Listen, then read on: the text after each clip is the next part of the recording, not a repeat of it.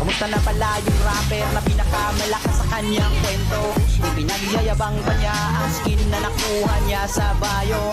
Wala pa rin silbi kahit maraming skin ko ng content naman ay classic. Skin lang naman ng malakas sa'yo, galawan AI napaka basic. Sa classic panalo, pero kung rank game may talo. Alam ko ba malakas ka? Try mo ngang i-core sila muna.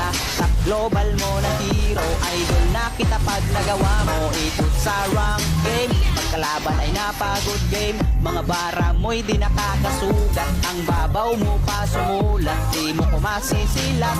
Dahil baliktad ang gamit mong sibat, huwag ka nang mandamay ng iba tao. Sana nakuha mo yung punto, di ka malakas boy. Di ganyan mag-rap ang Pinoy.